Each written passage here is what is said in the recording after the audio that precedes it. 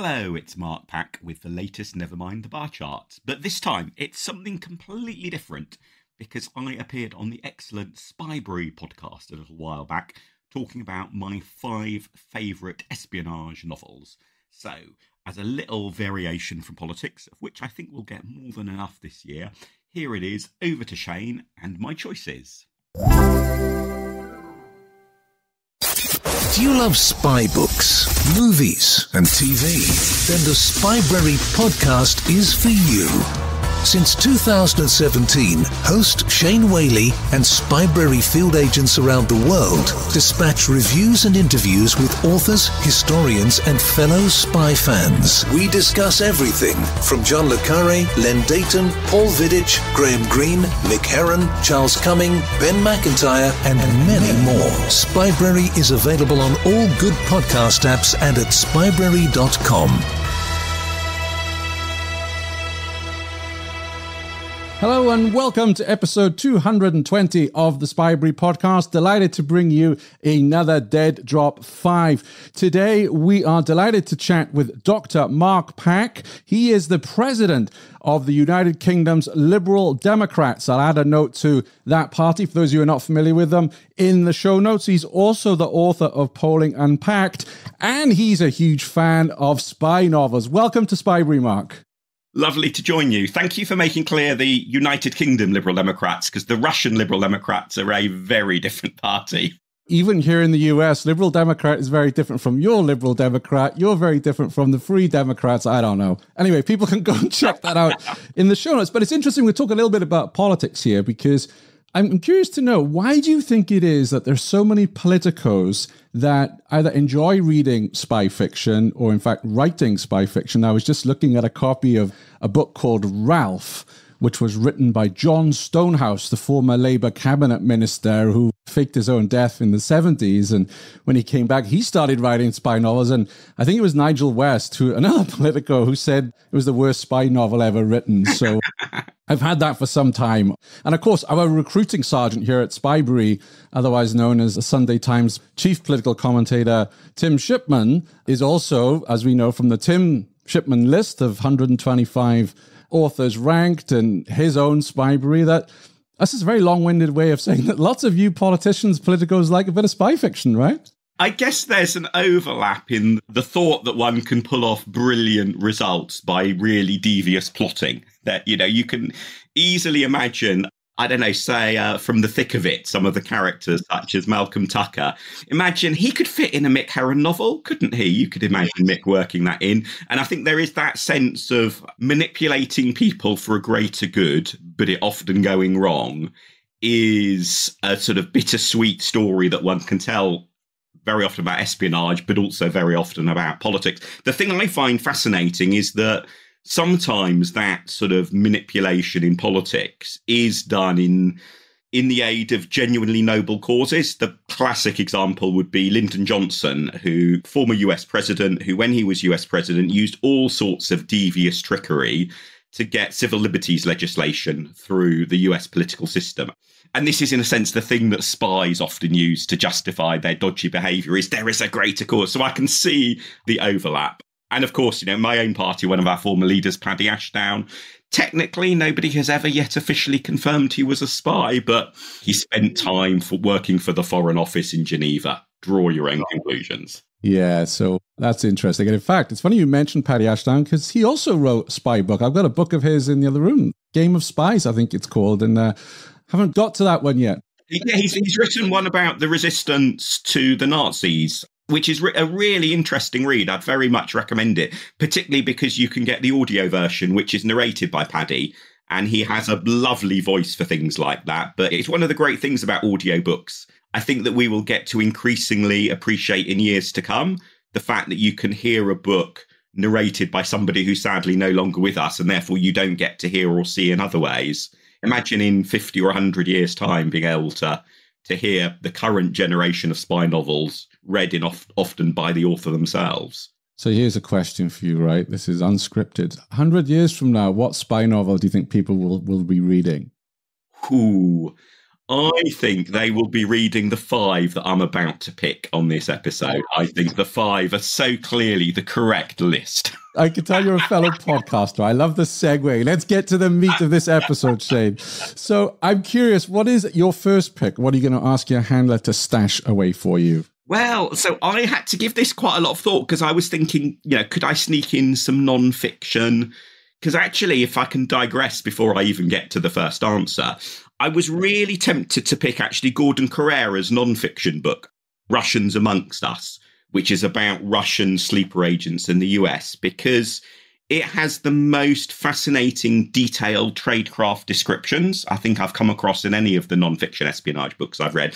And in particular, he highlights how there was this big, almost methodological dispute between the relative merits of dead drops versus brush buys, which is the best way of really communicating with it. And you can just imagine them, a bit like PC versus Mac, Android versus Apple. There must have been some huge internal politics in spy agencies at different times over that. So there's so much rich stuff to think about with his book. But I decided I'll be good. I'll stick with novels. And I thought for the first one, really, I just sort of had to pick Robert Littell's The Company, because I think in many ways it captures everything I like about spy novels. So for people who aren't familiar with him, he's got a combination in his background that, again, is common with a lot of spy novelists, of being a former journalist and a former military man. He served briefly in the US Navy.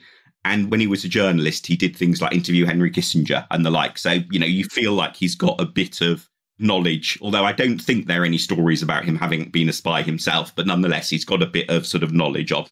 And The Company is nearly 900 pages. So if I'm restricted to only 5 books, that's a good one to keep me busy for a long time. And it's essentially a fictionalized history of the CIA. It's also the novel that I think has aged the best of any novel I've ever read. Because, and I'll try and not give any spoilers in saying this, in case anyone has not listened to it and might therefore, read it or might therefore be enticed to reading it, is near the end of the book. And a theme all the way through the book is this question about you sort of compromise your morals and your purity to endorse dodgy behavior, hopefully trying to achieve a greater good. And is that justified? Does it come off? And towards the end of the book, it's set in the late 80s, early 90s, the sort of final stages of the book. The CIA are involved in various dodgy dealings to try and defend the nascent democracy, post-communist democracy in the Soviet Union. And you think, well, that's, you can exactly see the dilemma there of clearly helping democracy take off. It's a good thing, but what's the price that you might pay for it? And bear in mind, I'm just checking when the book itself came out. Believe it was 2002, Mark. Yeah, 2002. So at the time that he wrote it, the twist he gives at the end is part of the CIA's dodgy dealings is to do a deal with Vladimir Putin, then a relatively obscure Russian figure, in a way that would help save democracy, but gave Putin's career a boost.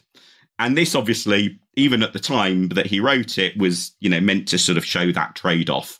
But my goodness, given everything we know and everything that has sadly happened since, culminating in the latest invasion of Ukraine, that it makes the bittersweetness of that. Do you really want to do a deal with somebody like Putin to help defend democracy?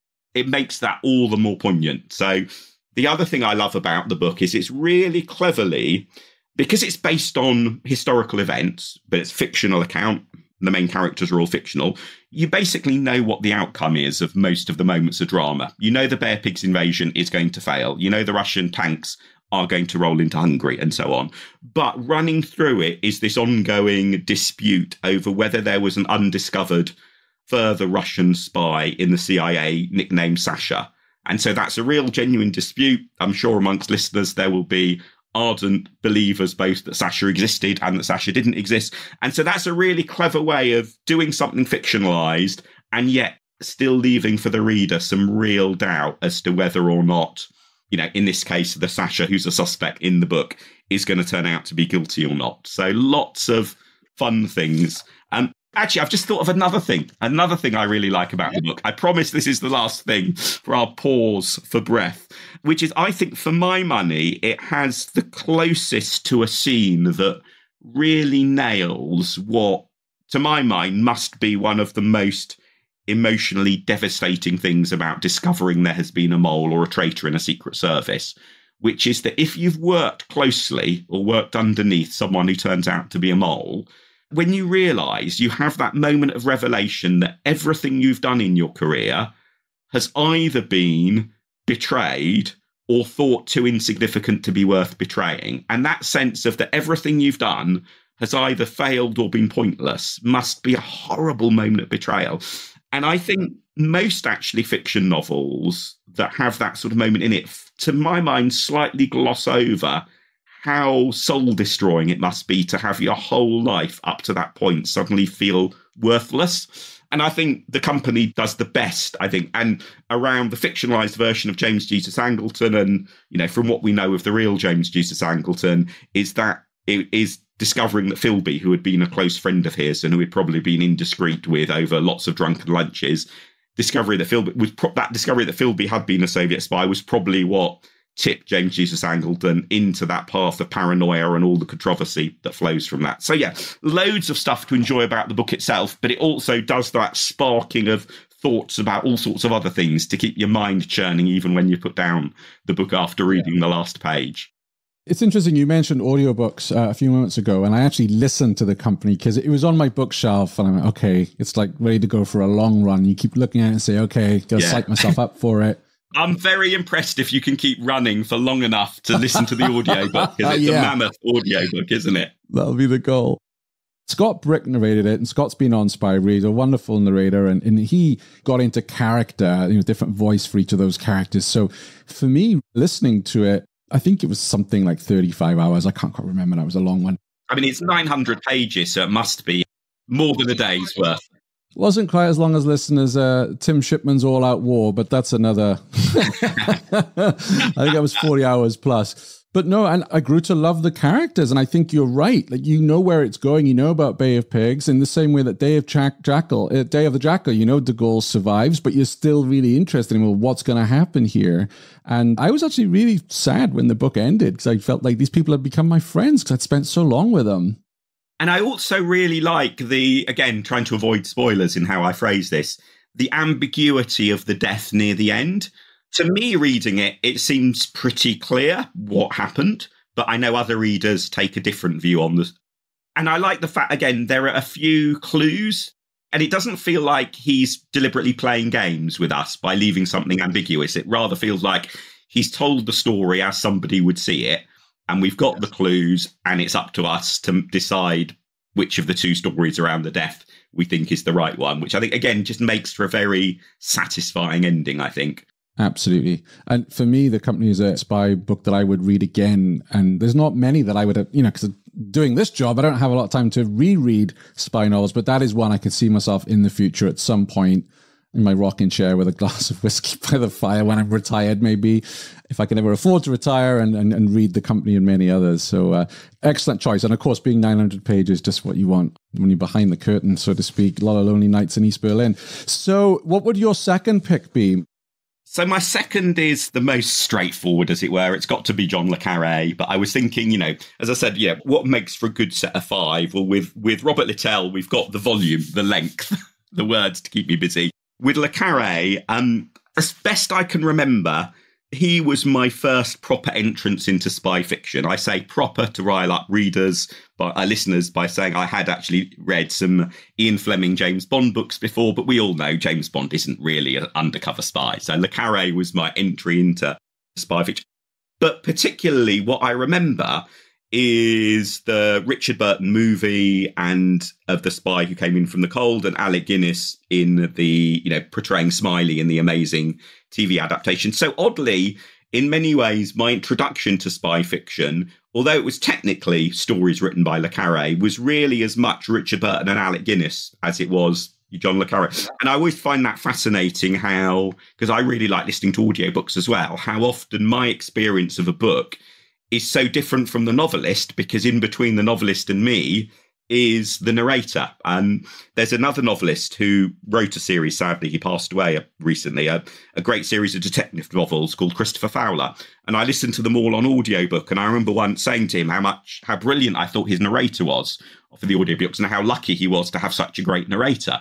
And it turned out he had never listened to any of the narrations. I still think how weird it was that for me, Tim Goodman's voice and how he voiced the characters so part of the book. So with me, Le Carre, for me, Smiley is Alec Guinness. And there have been, some other brilliant people, portraying Smiley. And of course, John Le Carre originally wrote the words. But for me, so in a sense, it's as much the memory of Alec Guinness as everything else and Richard Burton that sort of pulls me back to. But in the end, I decided to pick The Spy Who Came In From the Cold because it is just, to me, it's your absolutely classic. If you had to pick one novel to epitomise the whole genre, if we were sending a new Voyager satellite off out of the solar system to meet, aliens somewhere in another star system, which is the novel that we could pick that would capture spy novels in their entirety? For me, it's The Spy Who Came In From the Cold. And actually, partly I say that because I realised, thinking about it before we started recording, how almost identical the opening of it and of Len Deighton's Berlin Game is. The two books start with the same sort of scene. And I even tried, you can even read one of them and substitute the names of the characters from the other. And it makes perfect sense. If you indulge me a moment, I'll just grab my copy of Le Carre. But I will substitute, while I read you the opening of Le Carre's, I will substitute the Len Deighton Berlin Game character names. So it would be Werner Volkmann handed Bernard Sampson another cup of coffee and said, "Why don't you go back and sleep? We can ring if he shows up." Sampson said nothing, just stared through the window of the checkpoint along the empty street. That works perfectly as the opener for Berlin Game, but those are the words from The Spy Who Came In From the Cold. But I don't think anyone would sort of knock one for being a pastiche of the other. It's that both in their own ways are that essence of your Cold War spies and traitors, mole hunts, fiction. So the other reason for picking The Spy Who Came In From the Cold is that it leads on to my third pick, in that obviously John Le Carre returned to the plot of The Spy Who Came In From the Cold in his later Legacy of Spies. But I think there's another author who, I will say outrageously, did that return to a previous book plot far, far better than John Le Carre, who therefore makes it into my list. Because I think for me, that Le Carre second novel, and maybe this is a little bit unfair on John Le Carre, but it was slightly undone by a plot inconsistency.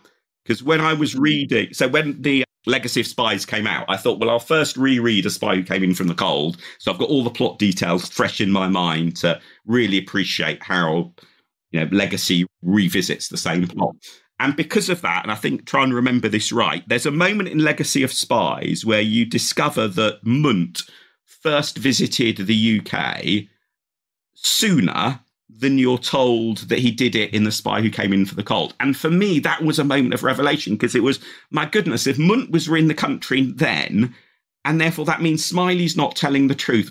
I mean, surely it's not going to turn out that Smiley was a Russian spy, but maybe Smiley pretended to be a Russian spy at some, there was a whole set of plot excitement that opened up that then sadly came crashing down to earth when I realised it's just a plot inconsistency. So that's maybe a little bit unfair, perhaps, to judge a Legacy of Spies on that basis. But there's another author who did the same trick, but I think much better. So they're my third pick. Before you move on to pick number 3, so it's interesting you said that you would send up to space Spy Who Came From the Cold as this is a spy story, but it's probably the book that is least likely that the intelligence services would hand out if they had a recruiting office, because it really doesn't show life working as a spy as particularly glamorous. He's jaded, he's weary, he doesn't think so highly of himself. It's a tough life. Who wants to be a spy after what, as you said, you got James Bond on the one hand, and then you've got Spy Who Came From the Cold. Who wants to do that job? I obviously have no idea of what real spy life is like, but there's a beautiful brief reference in Ben McIntyre's book about Oleg Gordievsky, where you realise there was this member of embassy staff who was checking a dead drop every week, month, whatever it was, for year after year after year after year. And then suddenly on one occasion, and of course, always with fiction, you're boiling down a lot of boredom of real life into a shorter, more interesting story. But it did make me realise how much even of the non-fiction accounts of sort of spy stories and so on are a bit like only knowing Test cricket through watching 28 minutes highlights packages. You know, part of what must be genuine excitement of the job comes from the contrast between the years of boredom and the moment of sudden tension. You know, you've years of checking a dead drop, nothing there. And again, you sort of think in the real world, there must be people who are sort of known for, you know, nicknamed all the way through their career for the bad luck of the person who never found anything. You know, 40 years of checking dead drops, never found anything, you know. And so again, just those little clues it gives us as to what might happen in real life is intriguing. So I suspect in that sense, there probably isn't any book that a wise spy agency would want to use to encourage people, because it will either put you off or it will give you a completely false sense of excitement about the job. Very true. Very true. So let's move on to pick number 3. So pick number 3 from the author who is better than John le Carré is Anthony Price. And actually, Anthony Price is partly how I discovered the Spybrary community, because he was, in his time, a really successful novelist. His novels basically came out in the 70s and the 80s. And his novels are still in print. They've all subsequently got turned into audiobooks. So in that scale of things, to still be in print and for people to think it's worth the cost of making an audiobook of your books 30 years after the last one came out, that is phenomenally successful. I could only dream of being anywhere close to that. But he's also pretty much forgotten. And it really struck me when John le Carré's A Legacy of Spies came out, and that concept of writing a novel years on from a previous novel, but returning to the plot of the previous novel as the events in the original novel get reinvested. That's exactly what Anthony Price did with a pair of his novels. Yet none of the book reviewers, I scrounged to read as many reviews of Legacy of Spies as I could find, and none of them mentioned that Anthony Price had done this. And I thought, poor Mr. Price, that he's so forgotten. I think part of the reason is that he falls into that period of time of people who were really well known just before the internet took off, and therefore have left quite a small online footprint. So I think there's slightly more than one, but a few years ago, there was only one decent interview with him, for example, that you could find online. So even if you are a bit of a fan, you enjoy reading the novel, you go online to find out more, there's not very much more you can find out about him, which is why I was quite excited to stumble on this community where people did know about Anthony Price and did know things about him. And so the novel I've picked is Tomorrow's Ghost, which has two, I think, standout features. I mean, it is your absolutely classic Anthony Price of a very complex plot where, I find I go back and reread any section of dialogue 2 or 3 times, because you've got multiple different perspectives and agendas with each person understanding what's going on slightly differently. You can just spend so much time unpacking each conversation in the book. But it also has what I think is the MacGuffin of MacGuffins. It is so brilliantly clever. For listeners who don't know what a MacGuffin is, it's basically something that is central to the plot, but whose own content isn't in itself relevant. So there's an example often used from sort of Alfred Hitchcock movie, but I think the best example is you think of a story like the Sherlock Holmes one about the theft of some naval plans. And you never hear any details about the naval plans. The naval plans don't matter. The story is all about who stole them, how do you discover who stole them, can you, track them down, and so on. And again, without wanting to give away any spoilers, in a way, the MacGuffin in Tomorrow's Ghost is almost like, imagine you read a murder detective novel, and it turned out that who was killed, how they were killed, and who killed them, you never find out in the novel. And that's, in a sense, what happens in this one. The mystery at the heart of it, you think, surely that's got to be revealed in some way. It remains a mystery all the way through. And yet all the rest of the book works around that. So clever. So brilliant MacGuffin of MacGuffins.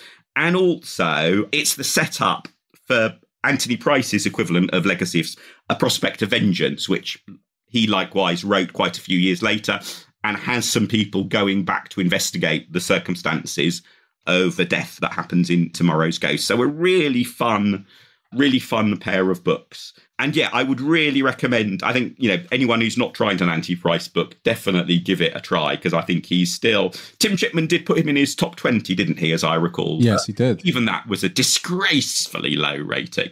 I think, you'd probably put him higher because he's a member of the Journalists Union as well. They'd stick together that lot. But you're right, he edited the Oxford Times from 1972 to 1988. So obviously editing and then writing.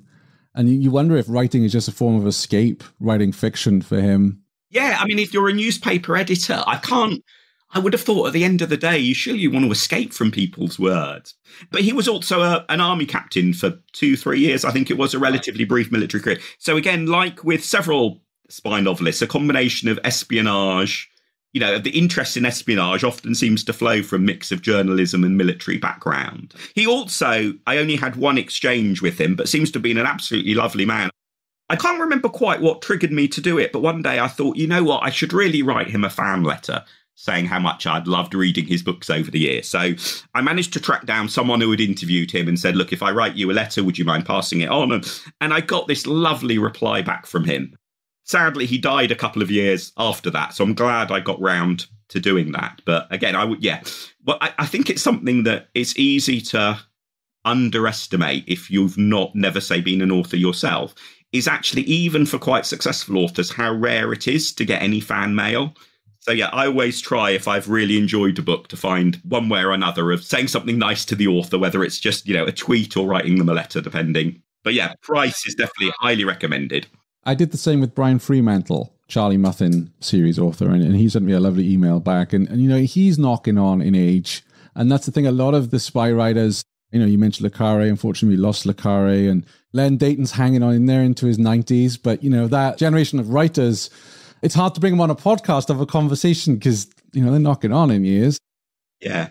And I think particularly, Anthony Price falls also into that category of not just sort of slightly predating the internet in a way, and therefore not being as well known and there's not nearly as much about him online as there might be. Also, there was a TV adaptation of 3 of his novels were turned into a 6-part TV series, which I've not actually watched myself, but that's partly because the reviews of it are pretty mediocre. And so he never quite hit the really big time in terms of, sort of public recognition in the way that a hit TV series obviously can catapult you into ongoing fame. But I mean, the other thing I really like about the Price novels is that, people do die in them, but the violence is very carefully rationed, and therefore it does make the violence that happens particularly shocking in a way that if you're watching something like a James Bond film or a Mission Impossible film, I mean, just so many people die. I just find, it sort of loses the emotional heft that actually somebody losing their life, to me, should have. So the careful deployment of limited but emotionally quite powerful violence, I think, is done really well in Price's novels. Yeah, I agree. I like how he uses, it's spy fiction but intertwined with history. So I read the first one on your recommendation, which I think Labyrinth Makers, and I like that he's weaving that history in with a modern day, or for then a modern day case. It was a different twist on spy writing than I'd experienced before. Yeah, and there's a real, I think, love of military history and also of the English countryside. And I think particularly the English countryside, not in that I think all of the main scenes that come to my mind are sort of in walking across sort of moorland in England rather than in Scotland or Wales. But it just gives you a real sense of novels that are based in somewhere other than the US. And there are lots of great American novelists, lots of great novels based in the US. But I just find in general, across TV, film, literature, it's so easy to end up basically living in a world that's an American world. And so I think novels that are firmly rooted in a different country always, to me, have that little bit of extra appeal as something that little bit different. What can you tell us about the main character, Dr. David Audley? He's a fascinating chap. And one of the things I get, he runs through all of the Price novels, and he noticeably ages and changes through them, which I think is a really nice touch. He's also a rather difficult individual who normally gets his own way, but is by no means perfect. And I do wonder if, to what extent, Anthony Price may have, projected some of his own personality onto him, because, he's one of those people who is sufficiently brilliant that the rest of the world has to work out how to put up with his downsides. Yes. Which is an indulgence I think we could all love dreaming of. Absolutely. So, and he was played by Terence Stamp in the TV series, right? So a big name. Yeah, and the reviews of Terence Stamp's performance are not complimentary generally. So, as I said, I've not watched it myself, so I don't know whether that negativity is justified or not. But I do think that making 3 of the novels into a 6-part series, so each getting 2 episodes, just feels wrong. That I think you need to revel in the complexity and the ambiguity, because so much of the enjoyment is the fact that nobody really knows what's going on and you've got multiple different perspectives and theories. And so you just need the space for that to breathe in a way that I suspect if you were to try to condense it down as they did for the TV series, you just end up with plots that are a bit too boring, that not enough happens, because you've squeezed out the space for the doubt and the uncertainty and the confusion, and what you're left with doesn't actually have that much action in it.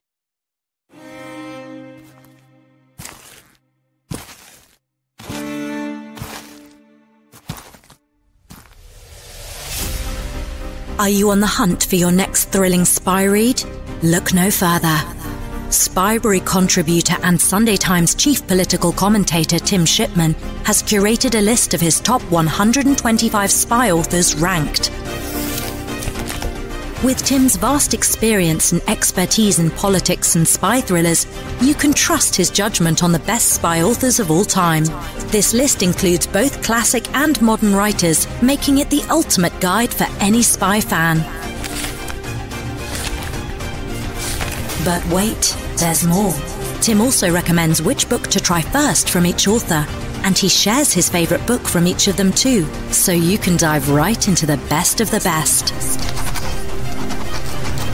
Ready to get your hands on Tim's list? Head over to spybrary.com/top125 to grab your free copy now.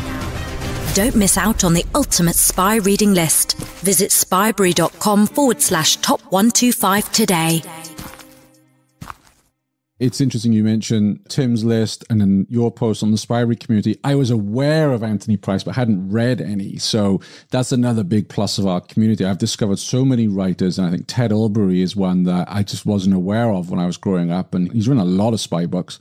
David Brierley, Big Bear, Little Bear, was one of the best spy novels I've ever read. And he's on community, and I think he's well into his 80s.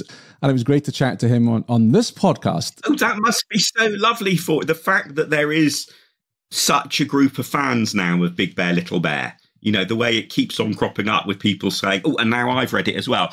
For him, that must be so lovely that there's been this extra little burst of love and affection for his book.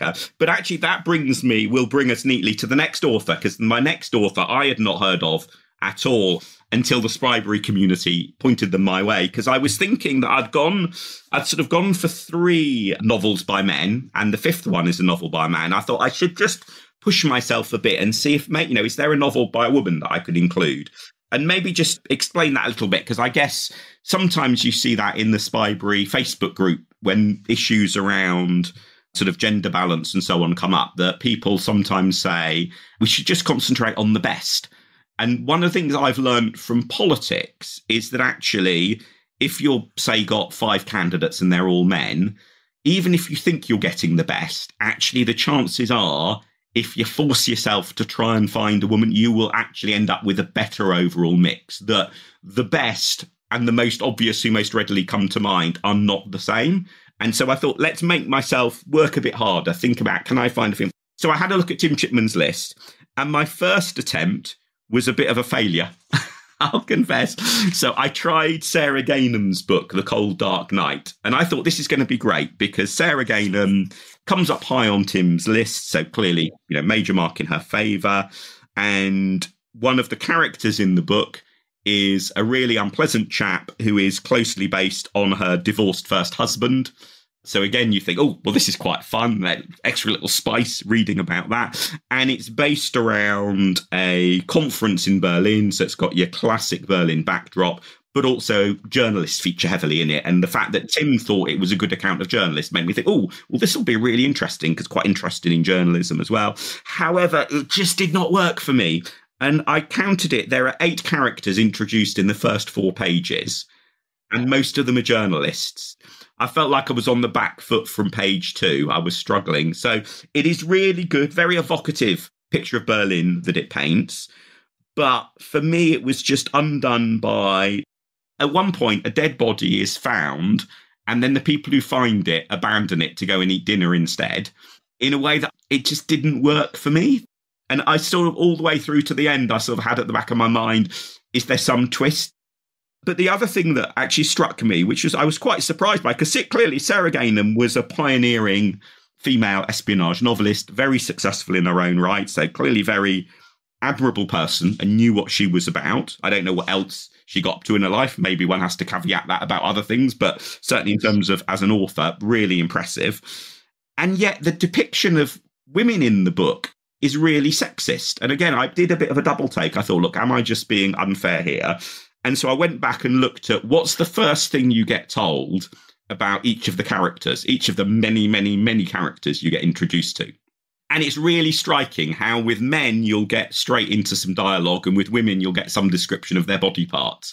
And I thought this is really, and obviously, given how successful she was as a pioneering female author, I mean, I don't know, maybe actually that just reflects how she saw things. Maybe her editor, as it were, made her do that, as it were. Or maybe she knew she was writing for a predominantly male audience, and, in the 50s and 60s in particular, felt that that was what she had to write. But I was quite surprised. If I'd not known who the author was, I would have assumed the author of the novel was a man. So anyway, having failed with Sarah Gainham and her novel, I then tried for Helen McInnes.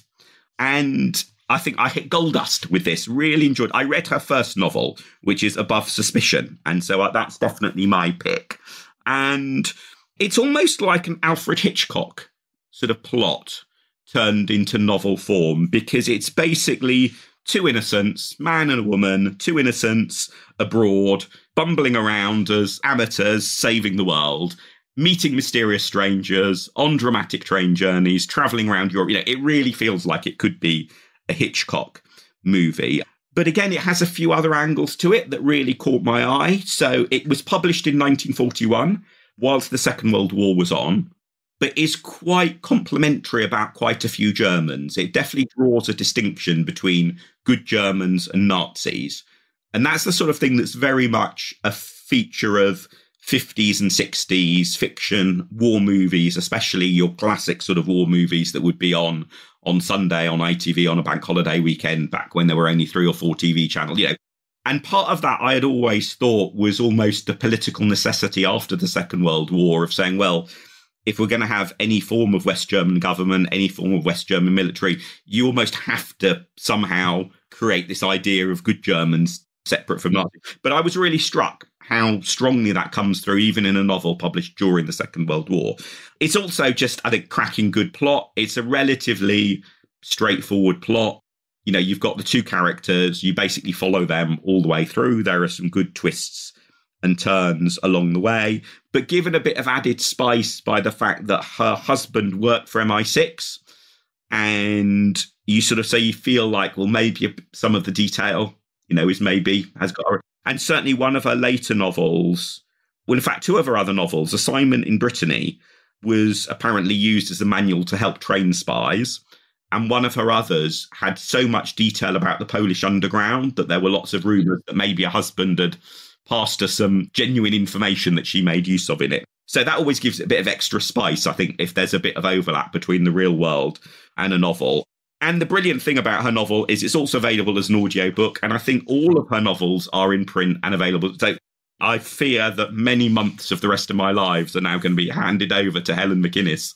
I need a new journalist, a new author to be my fun, how do I indulge myself at Christmas? For many years, I would read a new Philip K. Dick novel each Christmas. So I need a new author to fill that gap. So I think Helen may well fill that gap. Yeah, and another female author I can recommend is I.S. Berry, Sparrow and the Peacock. Peacock and Sparrow. I'll get it right one day. I think what I like about her book was if I wasn't in communication with her for coming on the podcast, I wouldn't have known what the gender was of the author. Yeah, I didn't realise that she is a woman until I saw the photo that went with the podcast that you did with her. And I thought, that's, yeah. Absolutely. So I recommend her book. I think you'll enjoy it. Just from the picks you've made here, on the spectrum of action towards more realistic, she's definitely more on the more realistic side of the aisle, shall we say. The other, I guess, particularly notable female novelist, of course, is Stella Rimington, with her background as being an actual spy chief. And I've read one of her novels, which I quite enjoyed. And again, I think there's her reference to the mentality of people whose job it is to shoot other people. And that there's a really interesting scene there where she just describes the look on the faces of the people who are wielding the guns, which I thought I can imagine was, brought in a bit of reality and just what it actually means to have a job where you might have to kill someone. I think very powerfully. But I must admit the rest of it, I mean, it was a very good novel, vastly better written than anything I've ever written, but it didn't quite do it for me in terms of hitting the top 5 list. Yeah, but it sounds like with Helen McInnes, you're going to go and raid back catalogue and enjoy yourself because she was quite prolific, right? Yeah, absolutely. And really intrigued. I've not yet read the one that was apparently used to train spies, so really intrigued. And that's the one I hear referenced most when people refer to her work as Assignment in Brittany. So I think that's the classic to go for. And sadly, I think she's also suffered a little bit from unsuccessful adaptations, hasn't she? Because there was, in the 1940s, 43, I think it was, there was a movie of one of her books, which has decent reviews and so on. But subsequently, there were 2 post-war movies, which have really bad reviews. I nearly watched one of them about a week ago. But I was then sort of reading some online reviews and I read one which basically said, look, I decided to ignore all the online reviews and figured because it's a Helen McInnes book, this film must be worth watching. Don't make the mistake I did. It really wasn't worth watching. So that put me off watching it. And certainly the trailer for it was not brilliant, for the Salzburg Connection, I think is its name. So I think she suffered a bit from not having had a really good sort of film or TV adaptation, but she's in print. People have turned them into audiobooks again. That's pretty impressive going. And I'm looking forward to years and years of working through her back catalogue now. Brilliant. Talking about TV and movie adaptations, did you ever see the TV adaptation of The Company? No, I haven't. Because it's Stanley Kubrick, isn't it, who directed it? Or at least he was lined up originally to direct it. But I've tried to get it on DVD, but not managed to track it down at a sensible price yet. I've watched half of it, because I think I downloaded it from Amazon Prime. And I kept it for my long flights back home to the UK. And again, the reason I bring it up is I'd read very mixed reviews on it, and I thought, well, I'll give it a go. And I enjoyed it. I thought it was pretty well done. One of the sort of TV adaptations, actually, which I don't think is based on a novel and sort of, was moderately successful, was ITV's The Game. Yes. From a few years back, which is very atmospheric, with one exception. I don't know if you spotted, Shane, there was one scene where they didn't change the bus stop painted sign on the road. If you're, say, not from Britain and were watching it, there's nothing about that would stand out. But if you are, you would know that those painted bus stops on the road, it's relatively recent. And it's really weird. They've done all of this other huge amounts of effort to make it really feel like it's in the 70s, except they didn't CGI out the bus stop painted on the road, or indeed paint over it, while filming and then put the signage back afterwards. So, but very atmospheric in a way that the film adaptation of Smiley's People, again, is brilliantly atmospheric. I know there are some people who have not read the novel who say they enjoyed the film version. I must admit, it puzzles me how you can follow and enjoy the plot if you've not read the book first. But it definitely is really atmospheric, really nicely done. Yeah, if you search The Game in the Spybrary community, it's a huge hit among most of our Spybrarians. And people are saying, why wasn't there more like this? Why wasn't there another series? Why wasn't it more created? I must have joined subsequent to most of those discussions, the community. But yeah, it's really enjoyable. Definitely recommend that as a little side bonus alongside the 5 novels. Yes, and you'll notice it often comes up in a thread as well, where people will lovingly refer back to The Game. And I know we're starting soon a TV track on Spybrary and movie track, so we'll cover a lot of these. Oh, brilliant. I'll be able to get wax lyrical about the dustbin in the Smiley's People film then. For those people who haven't seen that scene, there's one beautiful scene where you just see the outside of the house briefly, and it feels so of the time. And one of the little touches they've done to get it right is you've got this corrugated metal dustbin, which is of a style that used to be really common, now has pretty much disappeared.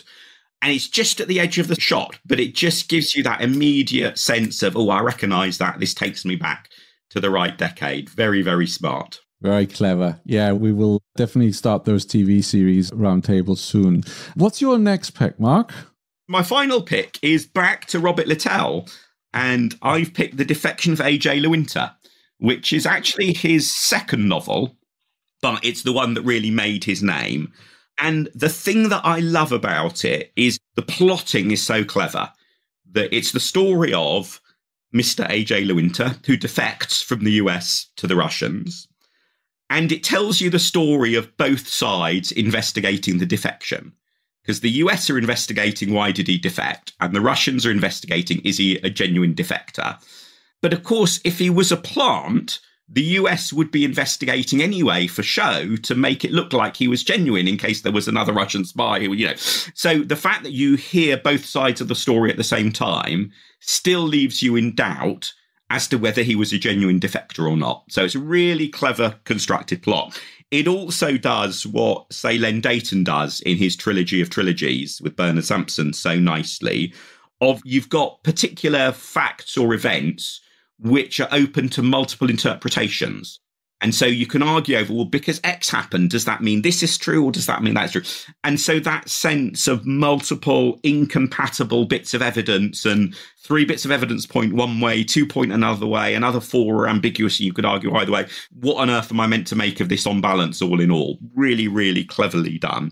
It also pulls off, I think, what is perhaps the hardest thing in a novel that has got some element of tension or drama about it, which is that you know how far through the book you are. And so you know when you're on the penultimate page. And that, I think, makes it really difficult for a novelist, because it's like when you're reading an Agatha Christie, you know the first suspect is not going to be the one who done it. And you know there's at least one more death coming because you're only on page 27 and you've got the rest, you know. And so the way that the final scene, as you start reading it, could be a scene from the middle of the book. It could be there's another 200 pages to go, you know. And yet the final line, the final payoff, is a satisfying ending to the book.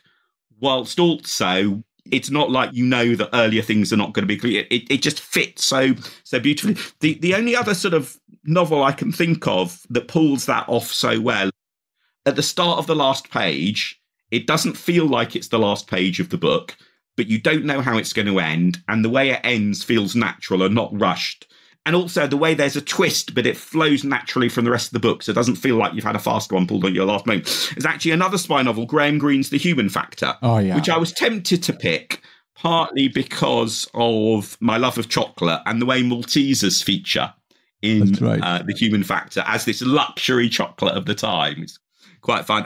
And Graham Greene pulls off a similar thing. When you get to that last page and that last conversation, you know, there could be another 50, 100 pages, but no, he wraps it up so appositely and in a way that means he's sidestepped the problems of you knowing how far through the book you are. So really, I mean, there are a couple of things about Defection of A.J. Lewinter that I guess have probably not aged that well. I know there's a newer edition, which I've not had a chance to actually check, because I suspect there are 1 or 2 bits of vocabulary that might have got tweaked in a more recent publication.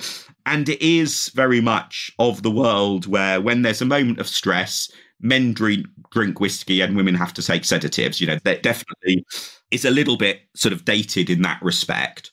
But fundamentally, it's just a really clever piece of plotting that I absolutely love. And certainly if anyone, you know, loves that interwoven stories that you get in Len Deighton's trilogy of trilogies, I think you'll enjoy.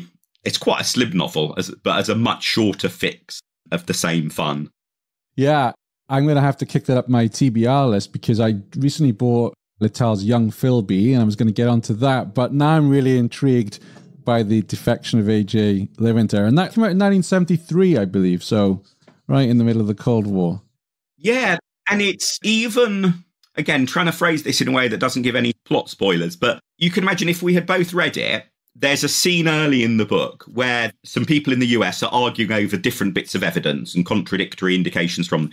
Even when we've both finished the book, we could go back and argue over who is right in that discussion. It's very clever, I think, the way it gives you a sense of how, even when the truth is very firmly established in real life, there often are bits of evidence that don't quite fit or are a bit ambiguous, which is sadly often the fuel of, say, conspiracy theories, that it's pretty rare for everything to perfectly neatly line up. And of course, in the espionage world, if everything neatly lines up, you need to be suspicious that someone's not pulling a fast one on you, because surely it can't be all that neat. So it plays with that, I think, really, really cleverly. It's the sort of thing that if it were turned into a TV series with multiple parts, you'd have a great set of arguments and discussions online after each episode as to what's really happening, who's right, who's wrong. Brilliant. Well, there's some very intriguing picks as I knew you would deliver on the show today. And there's a few there that I haven't read, so I'm intrigued to go look them up, especially the Robert Littell defection of A.J. Lementer. I think they're going to kick that up the list. Now, as well as books, you're able to ask your handler for some various items to make your stay in East Berlin a wee bit more comfortable. One of those is a piece of music or a CD or a record. What would you like to take with you? What would you like to be stashed away from? I'm not really musical or into music, although weirdly I did a podcast a while ago about my favourite albums, which was quite, okay. I did warn the person doing it, look, are you sure you want me on? But it was quite fun. But one of the songs I picked for that, which I think I will pick for this, is the Beautiful South's Carry On Regardless.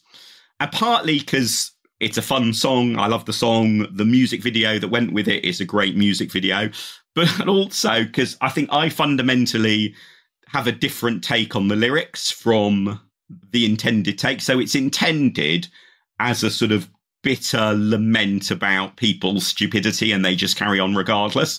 But I actually read into the lyrics a sense of great optimism about how persistence can pay off. So I quite like it from that point of view. So yeah, that would be Carry On Regardless is my tip. And if anyone has enjoyed the song, but that your mind is a blank about the music video, well worth hunting it out on YouTube or elsewhere, because it involves an elephant for some bizarre reason, but it's a really fun music video.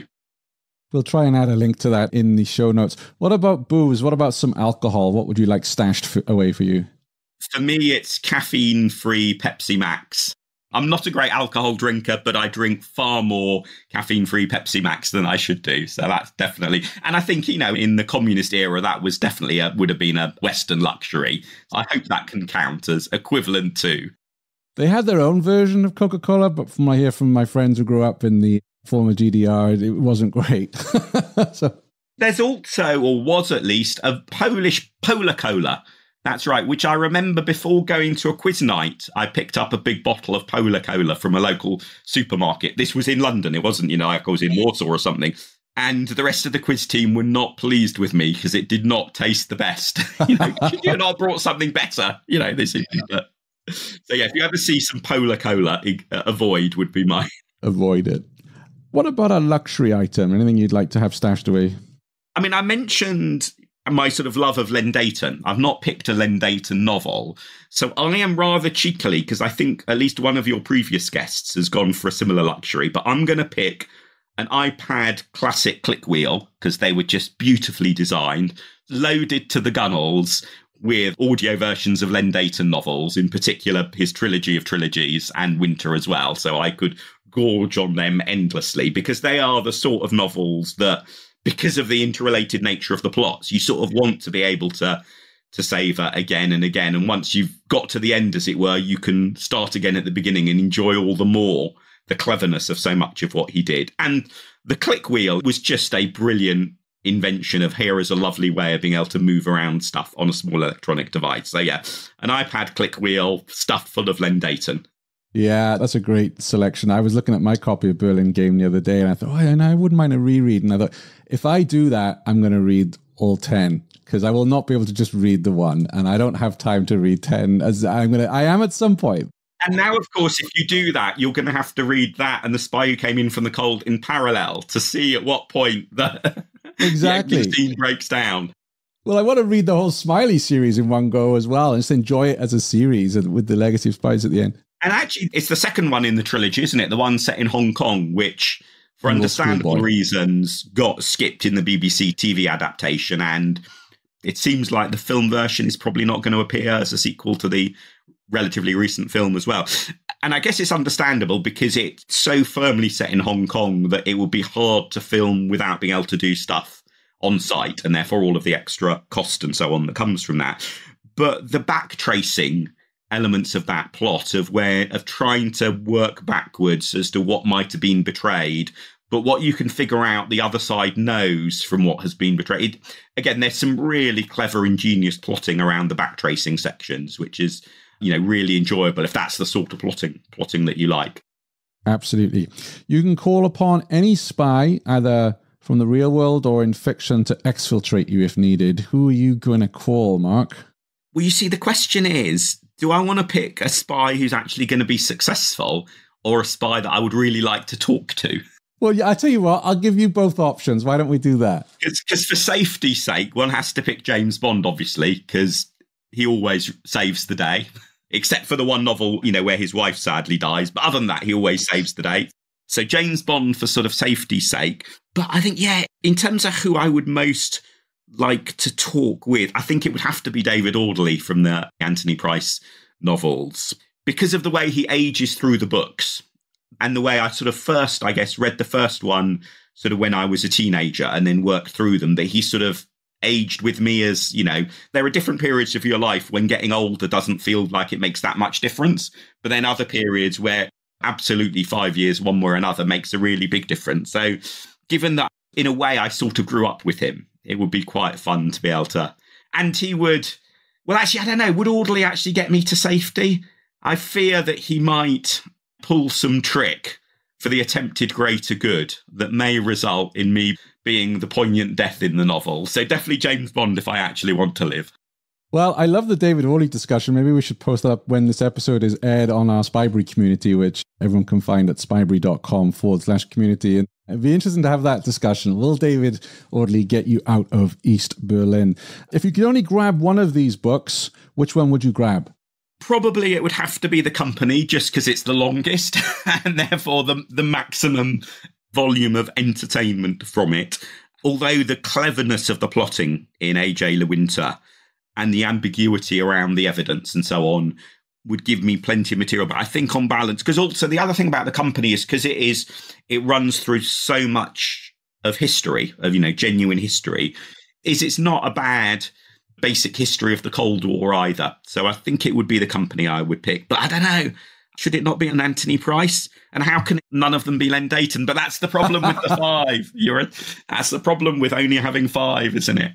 It is. Someone said the other day, maybe you should do Dead Drop 3 and you can go deeper into all of the books. I was like, are you kidding? 5 is hard enough as it is. Oh, 3. Oh, no. Who would I axe to get down to 3? Please don't do that. Please don't do that. I will not. And the final question for you is, who would you like to hear next on Dead Drop 5?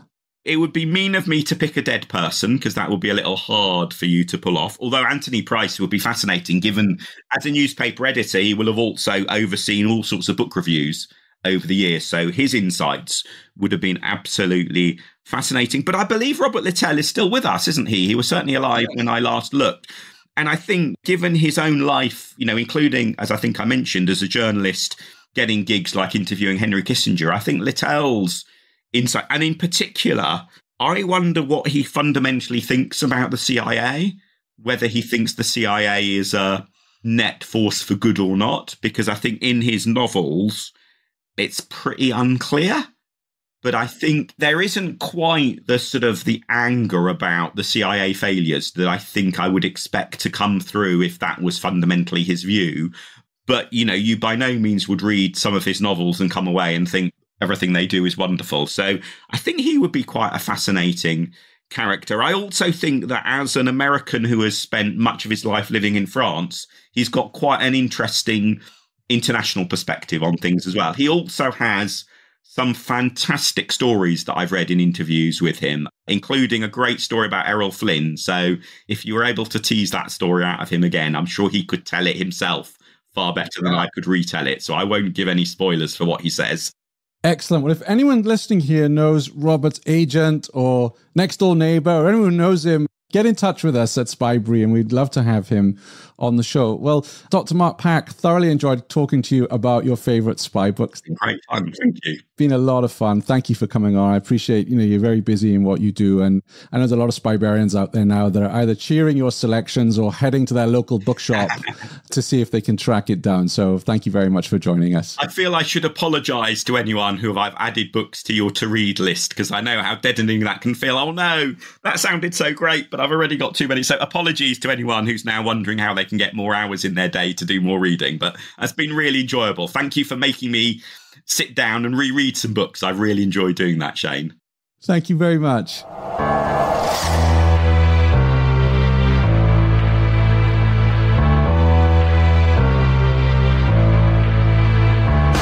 Thanks for listening to the Spybrary podcast. You don't have to wait for the next episode. Join the conversation happening now at facebook.com/Spybrary and on Twitter @Spybrary.